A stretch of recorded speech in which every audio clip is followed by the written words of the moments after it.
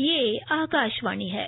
कोविड-19 विशेष कार्यक्रम के अंतर्गत प्रस्तुत है कोरोना वायरस संक्रमण की वर्तमान स्थिति पर चर्चा, जिसे प्रस्तुत कर रहे हैं आकाशवाणी संवाददाता सिद्धार्थ सिंह। इस कार्यक्रम में आमंत्रित स्वास्थ्य विशेषज्ञ हैं डॉक्टर मधुर यादव।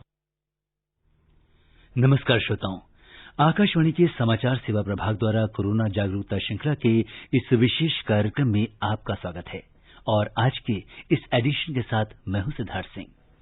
कहते हैं इम्तिहानों के दौर ने बना दिया एक नायाब हीरा मुझे, न खाते ठोकरें तो आज वजूद एक मामूली पत्थर सा होता।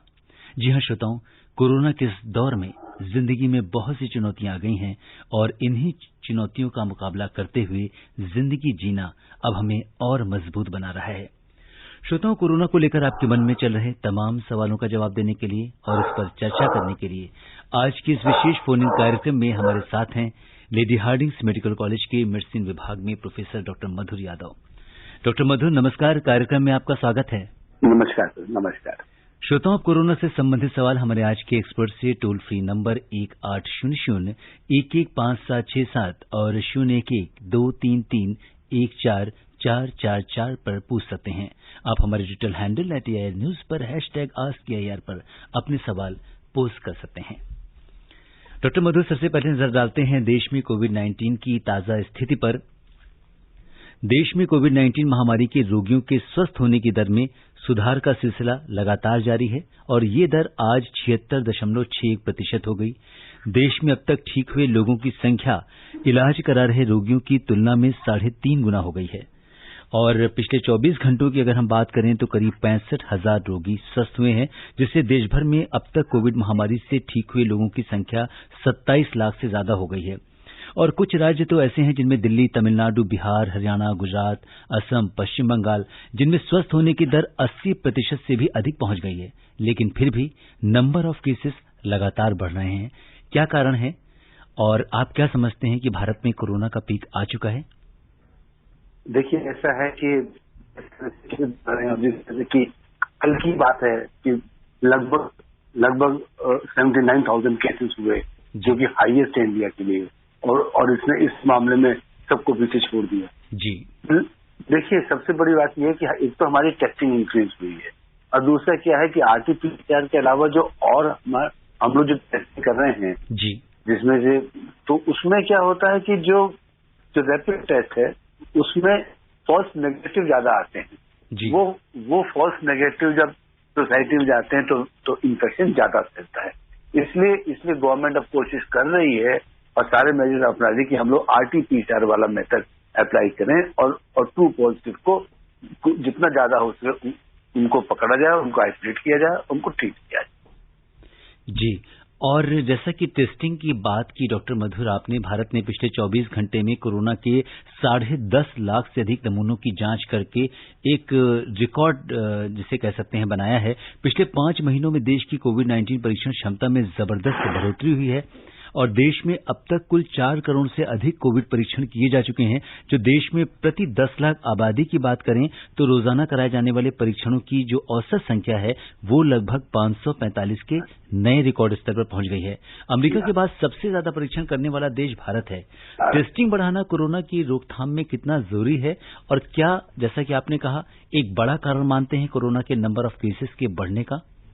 जी हाँ, ये एक बहुत बड़ा कारण है कि हम लोग के केस बढ़ रहे हैं। लेकिन सबसे अच्छी बात क्या है कि केसेस बढ़ रहे हैं, लेकिन वो केसेस एसिम्प्टोमेटिक है, उनको सिम्टम्स ज्यादा नहीं है, ज्यादा सीवियर नहीं है। हाँ, केसेस बढ़ रहे हैं और वो बस अब एक अच्छी बात ये है कि उन केसेस में कोई बहुत ज्यादा सिम्टम वाले केस नहीं है और हम लोग अभी तक ठीक चल रहे हैं, मैं यही कहना चाहूंगा। और डॉक्टर मधुर, जैसे कि आपके पास रेगुलर जो कोरोना के पेशेंट्स आ रहे हैं मेडिसिन विभाग में, तो क्या जो एसिम्प्टोमेटिक पेशेंट्स हैं, अगर हम दो मरीजों का कंपैरिजन करें उनकी तबीयत के बारे में, एक एसिम्प्टोमेटिक पेशेंट है, एक सिम्प्टोमेटिक पेशेंट है, तो एसिम्प्टोमेटिक में जब बहुत कम लक्षण है तो क्या कारण है और उसके अंदर कोरोना का जो संक्रमण है बहुत कम होता है, तो इतना वेरिएशन क्यों आता है दोनों के बीच में? देखिए, ऐसा है कि ये ना एक वायरल डिजीज है जी। वायरल डिजीज हर एक को एक समान इन्फेक्ट नहीं करती है। किसी को ज्यादा, किसी को कम। फिर इंडिविजुअल रेस्पॉन्स होता है, हर एक आदमी का अपना अपना उसकी इम्यूनिटी होती है, उसके साथ साथ उसके कोमॉर्बिड कंडीशन होती है, किसी को डायबिटीज है, हाइपरटेंशन है, किडनी डिजीज है, तो इन सब लोगों में इन्फेक्शन ज्यादा होगा, ज्यादा सीवियर होगा, और जो बाकी नॉर्मल हैवी एडल्ट्स में इन्फेक्शन होगा लेकिन इतना ज्यादा नहीं होगा। उनकी इम्यूनिटी इतनी अच्छी होगी कि उस इन्फेक्शन को वो ओवर पावर कर सकते हैं। इसलिए ये तरह तरह के रेस्पॉन्स आते हैं, सिम्टोमेटिक, एसिम्टोमेटिक, माइल्डली सिम्टोमेटिक। जी, और डॉक्टर मधुर आपसे ये जानना चाहेंगे कि अगर कोई व्यक्ति किसी कोरोना पॉजिटिव मरीज के संपर्क में आता है और उसके अंदर कोई लक्षण डेवलप नहीं होते हैं, तो क्या उसको कोविड का परीक्षण कराना चाहिए या खुद को आइसोलेट कर देना चाहिए? देखिए, ऐसा है, जब शुरू में हम लोग ये टेस्टिंग फैसिलिटी कम थी तो हम लोग कहते थे यदि आपसे कांटेक्ट में आए हैं और 20 मिनट तक साथ रहे हैं या थोड़ी देर साथ रहे हैं और आपको भी सिम्टम आ गए तो आप लोग को आइसोलेट कर लीजिए। लेकिन आज के समय में जब हमारे पास टेस्टिंग फैसिलिटी बहुत बढ़िया है, तो मैं चाहूंगा ऐसे सभी व्यक्ति जो किसी पॉजिटिव के कांटेक्ट में आते हैं उनको चाहिए वो जाके अपना टेस्ट कराएं। और डॉक्टर मधुर, अगर किसी मरीज के अंदर अगर कुछ लक्षण हैं या उसे कोई तकलीफ है जिसके लक्षण कोरोना से मिलते जुलते हैं और अगर उसने अपना एंटीजन टेस्ट कराया है और वो निगेटिव आया है, तो क्या उसे फर्दर टेस्टिंग की जरूरत है? देखिए, मैंने अभी शुरुआत में आपको बताया था कि जो एंटीजन टेस्टिंग है ना, ये फॉल्स नेगेटिव टेस्ट देती है, आपको है लेकिन एंटीजन टेस्ट में नहीं आया है जी। तो फिर भी एडवाइस होगी, यदि आपके पास इसकी फैसिलिटी उपलब्ध है तो आप जाकर एक बार अपना RT-PCR करा लीजिए, उससे आपको भी शांति मिलेगी और आपके जो कांटेक्ट में आता लोग उनको भी ये दिमागी तौर से दूर हो जाएगा कि उनको कोविड है कि नहीं है। जी, और इस बीच हमारे बहुत सारे श्रोता हैं जो कार्यक्रम से जुड़ रहे हैं और अब हम रुख करेंगे महाराष्ट्र में थाने का, जहां से हमारे साथ रंजन ठाकुर जी कार्यक्रम में जुड़ चुके हैं। रंजन जी नमस्कार, कार्यक्रम में आपका स्वागत है। हाँ नमस्ते सर। जी नमस्कार सर, मैं ब्लाइंड हूँ। जी बताइए अपना सवाल पूछिए। हाँ, डॉक्टर साहब को भी नमस्कार करता हूँ। नमस्कार जी, नमस्कार सर। मेरे को ये पूछना है कि जैसा आवाज, जिसका वजन लगना और खांसी होना, गला में खराश होना, ये सब कोरोना का लक्षण है सर? जी डॉक्टर मधुर, मैं एक बार सवाल को दोहरा देता हूँ कि अगर किसी भी व्यक्ति के अंदर अगर उसका गला खराब होता है, उसके अंदर खांसी जुकाम है, तो क्या ये कोरोना के लक्षण हो सकते हैं? सर मेरा एक सवाल और है। जी सर, और सैनिटाइजर कितना साल से बच्चे को लगाना चाहिए, कितना उम्र से लेकर कितना तक? जी बिल्कुल। तो डॉक्टर साहब, पहले तो इनके सवाल का जवाब दे देते हैं कि अगर किसी व्यक्ति के अंदर खांसी जुकाम और इस तरह के लक्षण हैं तो क्या ये कोरोना से लक्षण हो सकते हैं? देखिए, ऐसा है कि रंजन जी, खांसी जुकाम के जो लक्षण हैं ये सिंपल जो हम लोग इन्फ्लुएंजा होता है ना उसमें भी होते हैं। हाँ, यदि आपको बुखार है और आपकी सांस फूल रही है जो कि बहुत जरूरी है और खांसी बहुत ज्यादा है, तब ये कोरोना का लक्षण है और आप इसकी जांच करा सकते हैं। रही आपकी दूसरी बात की कितने छोटे बच्चे को, सर ये जो सैनिटाइजर होता है ये जो सैनिटाइज करता है, ये इसलिए लगाते हैं ताकि हम लोग फ्रीक्वेंटली कहीं अगर छूते हैं, किसी सरफेस को छूते हैं तो हम लोग अपने हाथों को साफ रखें, इसलिए लगाते हैं। उसका उम्र से कोई खास लेना देना नहीं है। पर हाँ, जो भी लगाएगा वो इतना बड़ा तो होगा ही कि वो सैनिटाइज को कहीं और नहीं लगाएगा, अपने हाथों में ही लगाएगा। और डॉक्टर मधुर, बहुत छोटे बच्चों को अगर हम ये कहें कि 5 साल से कम छोटे बच्चे हैं, शायद उन्हें उतनी समझ नहीं है और सैनिटाइजेशन के बाद वो हाथ मुंह में भी डाल सकते हैं, तो उनके लिए खतरा हो सकता है? देखिए, ऐसा है कि ये जो हम लोग अल्कोहल यूज करते हैं ये तुरंत इवापोरेट हो जाती है। जी, आप सही कह रहे हैं, मैंने खतरा हो सकता है, लेकिन हम जो हमारा छोटा बच्चा होता है वो वैसे भी चूंकि इतनी सरफेस नहीं छूता है, घर के अंदर ही रहेगा, घर के अंदर सब कुछ ऑलरेडी साफ होता है, तो चांसेस कम होते हैं कि वो इन्फेक्शन हो और उसको बार बार हाथ धोना पड़े। लेकिन यदि वो सैनिटाइज करता भी है तो भी एक बार कोशिश कीजिए कि साबुन से हाथ धोकर ही उसको आप अच्छी तरह पहुंचते हैं। जी, और इसके बाद अब हम रुक करते हैं दिल्ली से, जहां से हमारे साथ विवेक जी कार्यक्रम में जुड़ चुके हैं। विवेक जी नमस्कार, कार्यक्रम में आपका स्वागत है। जी विवेक जी, आपको मेरी आवाज आ रही है? विवेक जी, आपको मेरी आवाज आ रही है? हेलो जी विवेक जी, अपना सवाल पूछिए। हेलो जी, हम आपको सुन पा रहे हैं, आप अपना सवाल पूछिए। जी नमस्कार सर। जी नमस्कार सर, बात ये है कि जैसे सर हम आते हैं, मैं सुबह ऑफिस से आता हूँ जी, तो सर मुझे ठंड बहुत जल्दी लगता है। मतलब कि अगर शाम को नहाऊं तो मुझे ठंड, मतलब कि जुकाम हो जाता है। तो इस डर मैं शाम को नहाता नहीं, तो क्या इससे कोरोना का खतरा है सर? जी डॉक्टर मधुर, ऐसे लोग, अब धीरे धीरे हम देख रहे हैं कि मौसम भी बदल रहा है, तो ऐसे में शाम को नहाना कितना सुरक्षित है ऑफिस से आने के बाद, और अगर हम नहीं है तो दूसरा विकल्प क्या हो सकता है?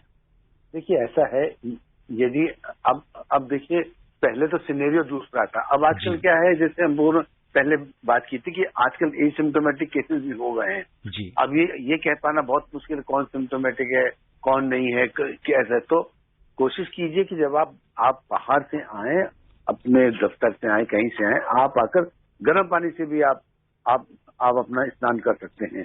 आप कोशिश कीजिए कि आप वो जो सर्जिकल कैप वाली कैप पहने, ताकि आपके सर पे ज्यादा कोई कुछ और मैंने इन्फेक्शन वगैरह ना पड़े। कपड़ों को आप तुरंत आके वॉशिंग मशीन में डाल दें। लेकिन ये है कि जितना आप पर्सनल प्रिकॉशन रखेंगे उतना ही अच्छा रहेगा। मैं मानता हूं कि आजकल थोड़ा मौसम चेंज हो रहा है, लेकिन हमारे पास गर्म पानी का विकल्प तो हमेशा ही रहता है। डॉक्टर मधुर, यहाँ पे आपसे ये जानना चाहेंगे कि बालों के द्वारा संक्रमण का कितना खतरा होता है? सर देखिए, खतरा तो बहुत ही कम है, लेकिन ये है कि जो लोग हायर उसमें रहते हैं, चांसेस रहते हैं इन्फेक्शन होने, खास तरीके से doctors, nurses, paramedic staff hospital के आसपास, वहां पर खतरा होता है।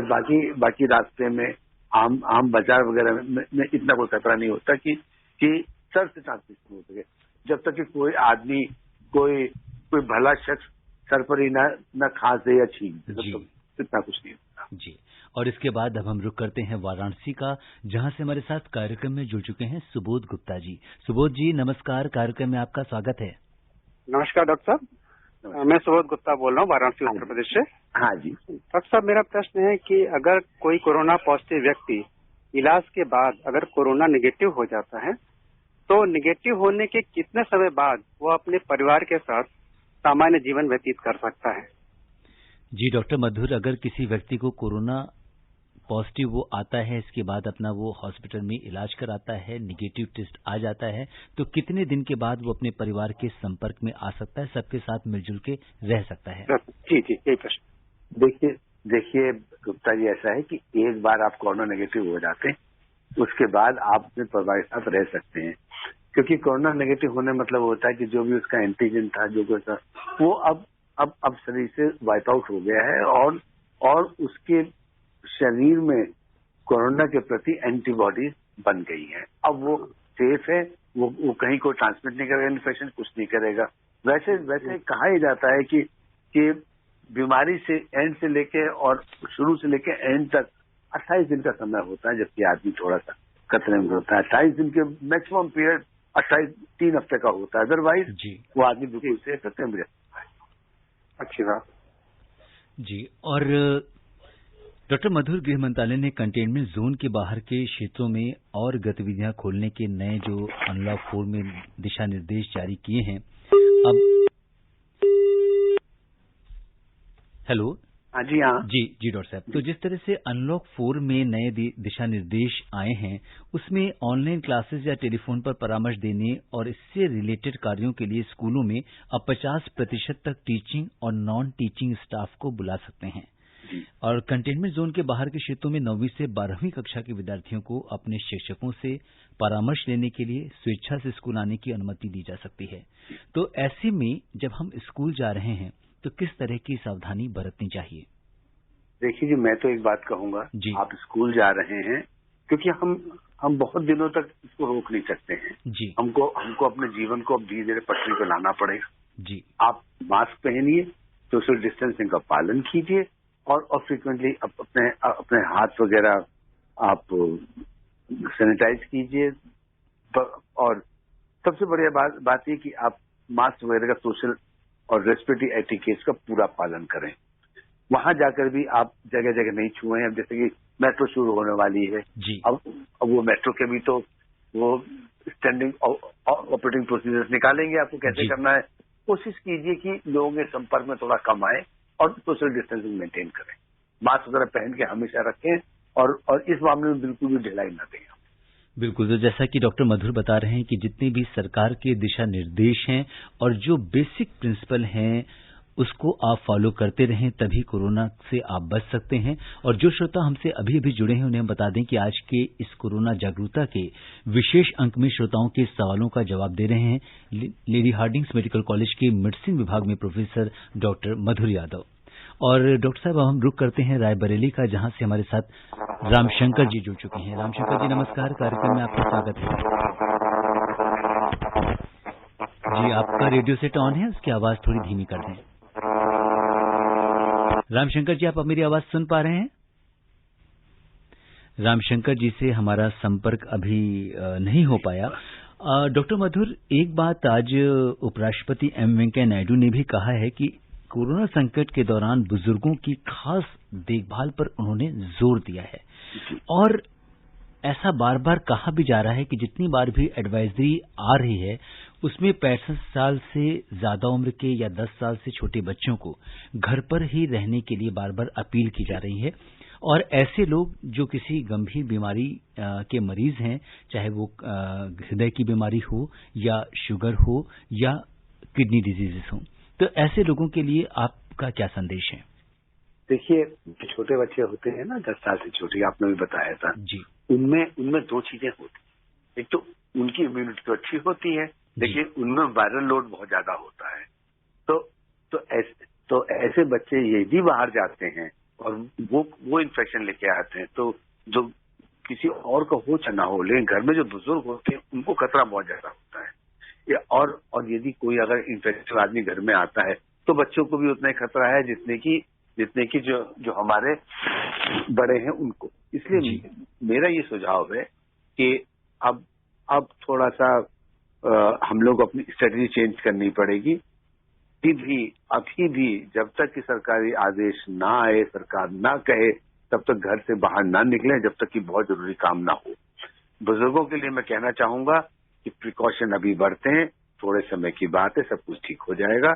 लेकिन तब तक आप पूरा प्रिकॉशन लें, क्योंकि उनमें कि आप में से कोई ना कोई किसी को डायबिटीज, हाइपरटेंशन हो सकता है। इसलिए क्यों बेकार हम लोग बीमारी के पास जाते हैं। हम लोग को थोड़ा बचाव करना चाहिए। जी बिल्कुल। और अब हम रुक करते हैं राजस्थान में अलवर का, जहां से हमारे साथ कार्यक्रम में भगवान राठौर जी जुड़ चुके हैं। हेलो भगवान जी, नमस्कार, कार्यक्रम में आपका स्वागत है। हाँ नमस्कार डॉक्टर। नमस्कार जी। हाँ सर, मैं ये कहना चाह रहा था। जी कि सर मैं 1 महीने हो गया है, मैंने अभी तक जांच नहीं करवाई कि मैं नेगेटिव हूँ। क्या आपके अंदर कोई लक्षण है भगवान जी? नहीं सर, ऐसा कोई नहीं है, पर घर के बाहर जब जाता हूँ तो आंखों में जलन होती है। जी डॉक्टर मधुर, कोरोना के नए नए लक्षण सामने आ रहे हैं। आंखों में जलन होना, अगर हम बाहर जाते हैं, और कई सारे लोग ऐसी शिकायत करते हैं कि आंखों में जलन होती है, तो क्या ये कोरोना का लक्षण हो सकता है?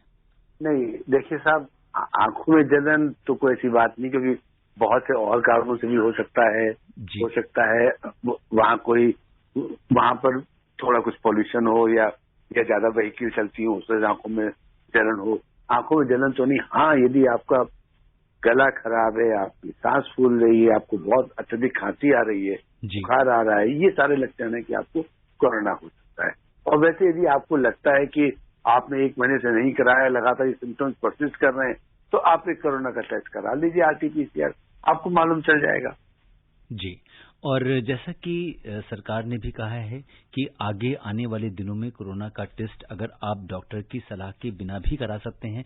फिलहाल अगर RT-PCR आपको कराना है तो डॉक्टर की सलाह की जरूरत है, उनके प्रिस्क्रिप्शन की जरूरत है? नहीं, देखिए ऐसा है कि RT-PCR के लिए जहां पर ये सब चीजें स्टेट गवर्नमेंट पर पर भी निर्भर करती है जहाँ की टेस्टिंग फैसिलिटी है। वैसे तो ये है कि यदि आपको लगता है आप किसी कॉन्टेक्ट में आए हैं, आपके आसपास कोई कोरोना पॉजिटिव पेशेंट, तो आप जाकर सीधे वहां से बात कर सकते हैं कि जैसे है मुझे आरटीपीसीआर पे टेस्ट कराना है, वो कर देंगे। जी बिल्कुल। तो जैसा कि डॉक्टर मधुर बता रहे हैं कि अगर आपको जरा सा भी लक्षण आता है या किसी आप ऐसे व्यक्ति के संपर्क में आते हैं जो कोरोना पॉजिटिव है, तो आपको भी अपना कोरोना का टेस्ट कराना होगा और उसी हिसाब से अपना इलाज कराना होगा या एहतियात बरतना होगा, अपने आप को आइसोलेट करना होगा। और जिस तरीके से डॉक्टर मधुर हम देख रहे हैं कि दिल्ली की स्थिति के बारे में अगर हम बात करें तो दिल्ली में कोरोना के केसेस बीच में काफी कम हो गए थे, लेकिन इधर काफी बढ़ रहे हैं और इसको लेकर बहुत सारी मुहिम भी चलाई जा रही है। हम देखते हैं कि अपने आसपास लोग मास्क का, जैसे कि आपने कहा कि मास्क एटिकेट्स का को फॉलो नहीं कर रहे हैं। इसके अलावा जैसे आपने कहा कि रेस्पिरेटरी जो एटिकेट्स हैं उनका भी पालन नहीं किया जा रहा है। तो क्या कुछ आप परामर्श देना चाहेंगे ऐसे लोगों को? देखिए सर, ऐसा है ना, ये समाज है, आप किसी को कितना ही समझाएं वो नहीं समझता है। उसको एक फॉल्स बिलीफ होती है कि मुझे कुछ नहीं होगा, जो होगा वो पड़ोसी को होगा। ऐसा नहीं है, किसी को कुछ भी हो सकता है। आप अपने आप को इतना स्ट्रांग ना समझें कि आप सारे एटिकेट भूल जाएं। और देखिए, जब भी इन सब बेसिक चीजों का उल्लंघन हुआ है, चाहे सोशल डिस्टेंस नहीं हो या वो रेस्पिरेटरी एटिकेट रहे हो, हमेशा कोविड ने एक सर्च किया है। और ये चीज आप कहीं भी देख सकते हैं। ये चीज आप नासिक में देख लीजिए, ये चीज आप बड़ौदा में देख लीजिए, कहीं पर देखिए, और इसे दिल्ली में देख लीजिए, क्योंकि लोग सोचने लगे अब कोरोना चला गया, मार्केट में जाके भीड़ लगा रहे हैं, दुकानों पे घूम रहे हैं, बिना मास्क के घूम रहे हैं। ये सब चीजें ऐसी ही लोगों को समझना चाहिए कि आप नहीं, दूसरे को भी खतरा हो सकता है, आपको भी खुद हो सकता है अपने आप को। इसलिए ये लोगों में को समझना पड़ेगा सर, आज तो कल कि ऐसा नहीं कोरोना इतनी आसानी चला जाएगा। ठीक है, हम उसके साथ रह नहीं तो उसके लिए तो बरतना ही पड़ेगा, नहीं तो कल। बिल्कुल। तो जैसा कि डॉक्टर मधुर बार बार अपील कर रहे हैं, लोगों को सुझाव दे रहे हैं कि जब भी आप घर से बाहर निकलें, मास्क लगाइए, मास्क एटिकेट्स को फॉलो करें और सही तरीके से मास्क को लगाना बेहद जरूरी है। और अब हम रुक करते हैं बाड़मेर का, जहां से हमारे साथ त्रिलोका राम जी जुड़ चुके हैं। हेलो जी राम जी, नमस्कार, कार्यक्रम में आपका स्वागत है। जी धन्यवाद। मैं ये पूछना चाहता हूँ कि अभी तक कोरोना वायरस की वैक्सीन कितनी बनी है और वह 100 में से कितने % कारगर हो रही है? जी, ये सवाल पूरा देश जानना चाहता है डॉक्टर मधुर की कोरोना की वैक्सीन में हम किस स्टेज तक पहुंचे हैं और कब तक वैक्सीन आएगी।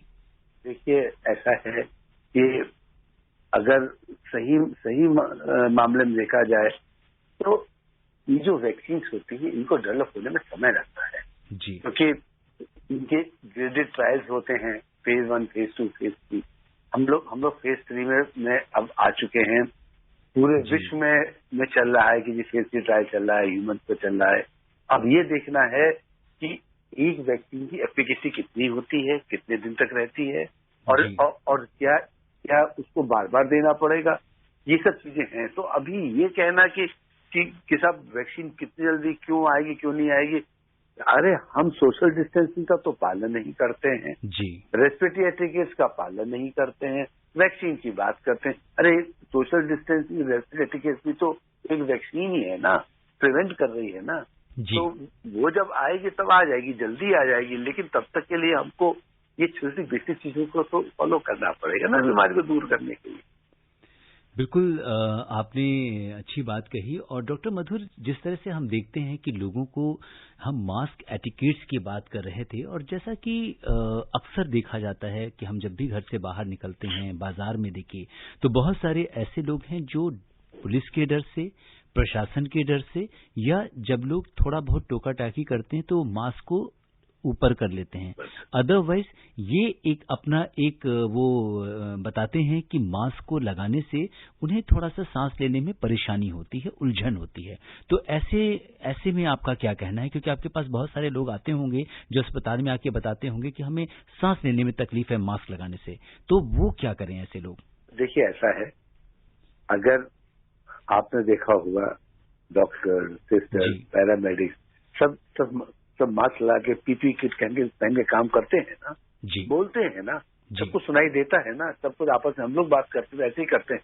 लेकिन अगर आपको मास्क की प्रॉब्लम है तो आप मुंह पर कपड़ा लपेट लीजिए, आप कपड़े वाला मास्क लगा लीजिए, मुंह पर कपड़ा लपेट लीजिए। बेसिक हमारा एम ये है कि हम अपने द्वारा किसी और को इन्फेक्शन ना दें और किसी और का इन्फेक्शन हम तक ना पहुंचे। जरूरी नहीं है कि हम मास्क लगाए, हम कपड़ा लपेट सकते हैं, हम गमछा लपेट सकते हैं, हम रुमाल से अपने आप को ढक सकते हैं, कम से कम उतने एरिया में जहां तक हम सांस लेते और निकालते हैं उसको हम ढक सकते हैं। बिल्कुल।